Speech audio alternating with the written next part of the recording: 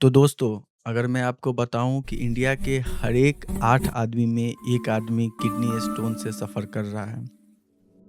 और अगर मैं आपको ये भी बताऊं कि पूरे पॉपुलेशंस का हर साल 200 मिलियंस लोग किडनी स्टोन से अफेक्टेड होते हैं। ये सुन के ज़रूर ही आपको आश्चर्य लगा होगा, पर दोस्तों दिल थाम के बैठिए। आज के इस पॉडकास्ट में आपको मैं बताऊंगा किडनी स्टोन्स के बारे में। क्यों किडनी स्टोन खतरनाक आपके हेल्थ के लिए साबित हो सकता है और इसको इग्नोर करना क्या आपका जान भी ले सकता है।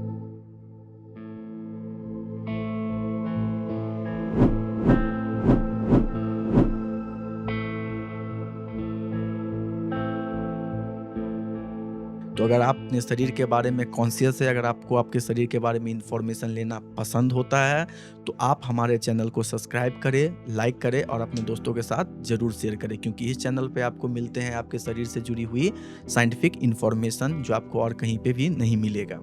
तो दोस्तों, बिना समय गंवाए हम बढ़ते हैं किडनी स्टोन्स के बारे में। अगर किडनी स्टोन्स को मैं अगर सिंपली डिफाइन करूँ तो इसका मतलब ये होता है कि आपके किडनी के अंदर में स्टोन्स का फॉर्मेशन, यानी कि आपके किडनी के अंदर में स्टोन बन जाता है। तो ये बनता कैसे है? जैसे कि आपको पता है कि आपको नॉर्मल जीवन जीने के लिए एनर्जी की आवश्यकता होती है और ये एनर्जी का डिमांड हम लोग फूड के द्वारा मीट करते हैं। हम खाते हैं, खाने के बाद उस फूड का डाइजेशन होता है, डाइजेशन होने के बाद उससे एनर्जी बनती है और वो एनर्जी से हम अपने डे टू डे एक्टिविटीज़ करते हैं। बट होता क्या है, हमेशा सोचा हुआ ये चीज़ नहीं होता है। जब हम खाना खाते हैं, जब हम कोई चीज़ खाते हैं एनर्जी के लिए, तो जब वो खाने का ब्रेक डाउन होता है तो उस खाना में से बहुत सारे अनडिज़ायर्ड पार्ट्स भी बनते हैं, जिसे हम लोग मेटाबॉलिकली टॉक्सिक सब्सटेंस बोलते हैं। वो हमारे शरीर में ज़्यादा देर तक अगर रह जाए तो वो प्रॉब्लम कॉज़ कर देगा, तो उसे हमें हमारे शरीर से बाहर निकालना पड़ता है। तो ये जो बाहर निकालने की प्रक्रिया, इसे हम लोग एक्सक्रीशन बोलते हैं, उत्सर्जन जिसे हिंदी में कहा जाता है। और ये एक सिस्टम के द्वारा होता है, एक स्पेशलाइज्ड सिस्टम के द्वारा होता है, जिसे हम लोग एक्सक्रीटरी सिस्टम बोलते हैं। ये एक्सक्रीटरी सिस्टम्स का प्राइमरी जो ऑर्गन है वो किडनी है। किडनी करता क्या है, तो ये सारे जितने भी मेटाबॉलिक वेस्ट है इसे बाहर निकालने में मदद करता है हमें। तो जितने भी मेटाबॉलिक वेस्ट है वो सबसे पहले डाइजेशन के बाद ब्लड में चले जाते हैं। ब्लड उसे अपने अंदर में एब्जॉर्ब करके किडनी के पास ले जाता है। किडनी उसे फिल्टर करता है और यूरिन के द्वारा बाहर निकाल देता है। ये नॉर्मल मैकेनिज्म हो गया कैसे ये मेटाबॉलिक टॉक्सिक सब्सटेंस हमारे शरीर से बाहर जाते हैं। नाउ अब हम समझते हैं कि कैसे ये स्टोन फॉर्म होते हैं। तो नॉर्मली अगर आप देखिए, अगर आप एक गिलास पानी लेते हैं, ठीक, और उसमें आप अगर 1 चम्मच चीनी मिलाइएगा तो आराम से घुल जाएगा। अगर आप 2 चम्मच मिलाइएगा फिर भी घुल जाएगा। अगर आप 3 चम्मच मिलाइएगा, यानी कि 3 स्पून अगर उसको आप डिज़ोल्व कीजिएगा तो 3 स्पून भी अच्छे से डिज़ोल्व हो जाएगा।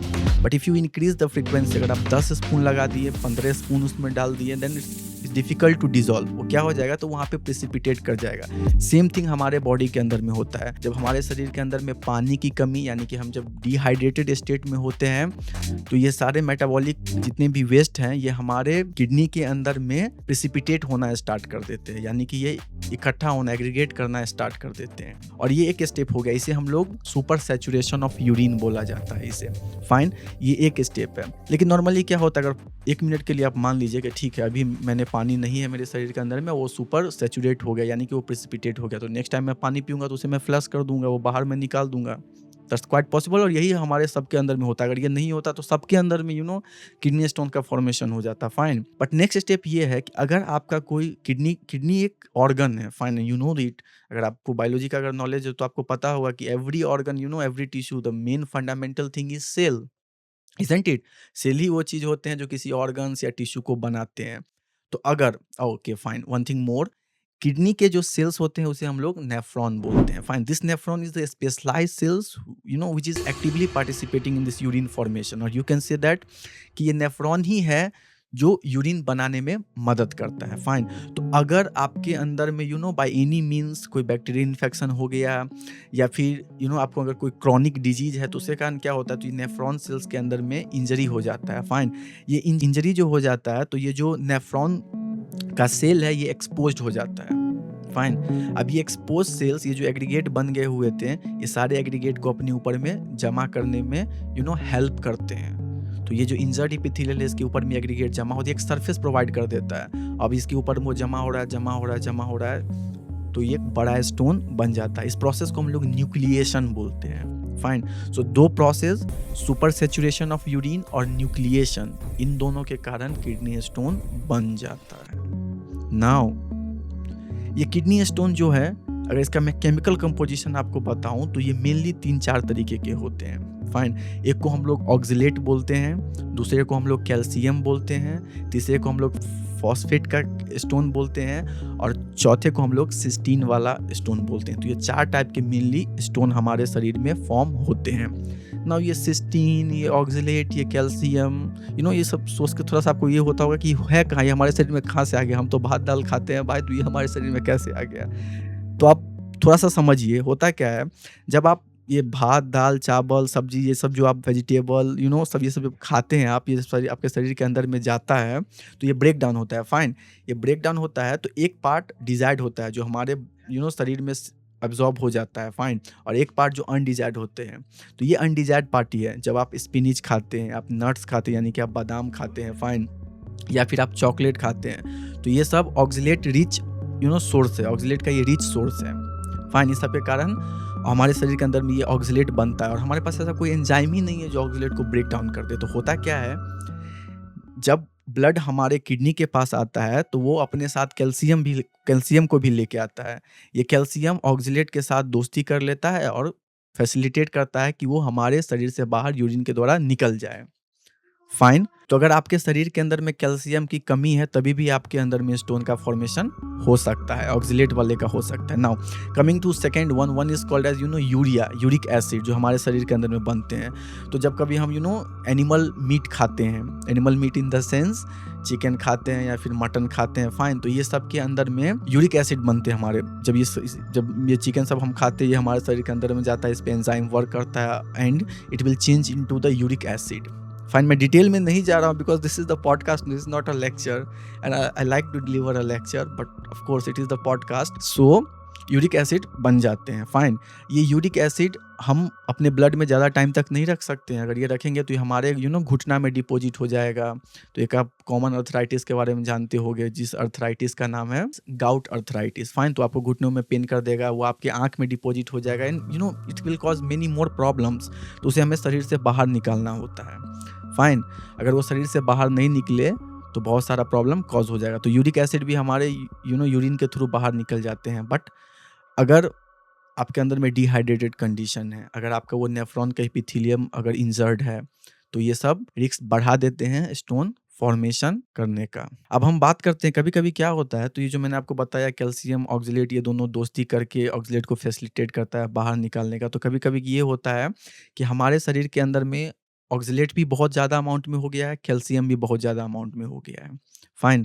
तो ये दोनों फिर फैसिलिटेट करते हैं कि हमारे शरीर के अंदर में स्टोन बन जाए, हमारे किडनी के अंदर में स्टोन बन जाए। नाउ अगर हम बात करते हैं स्टोन्स का बाहर निकलने का प्रोसेस, तो नॉर्मली हमारे सबके शरीर में ये फर्स्ट ऑफ ऑल ऑक्जेलेट का प्रेसिपिटेट, फाइन, यूरिक एसिड का प्रेसिपिटेट, या फिर आप सिस्टीन का प्रेसिपिटेट बोल लें, ये सारे प्रेसिपिटेट नॉर्मली बनते हैं और वो हम डेली हम उसे अपने यूरिन के द्वारा बाहर निकाल देते हैं।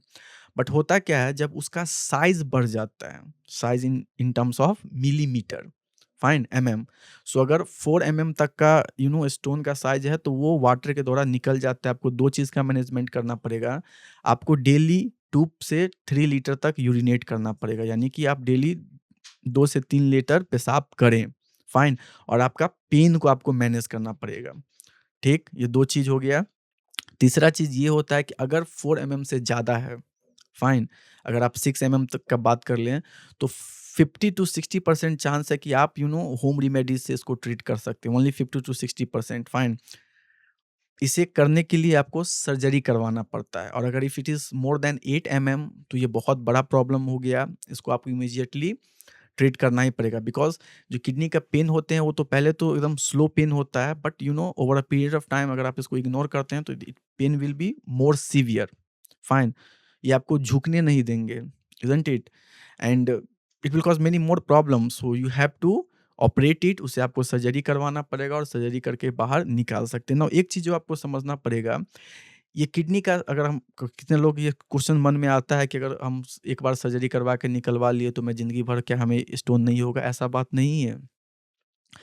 अभी तक के जितने भी केसेस हुए हैं, उस केसेस से ये चीज़ का रिपोर्ट आया है कि किडनी स्टोन्स फॉर्मेशन रिकरेंट हो सकते हैं। Isn't it? अगर वो जेनेटिक है तो।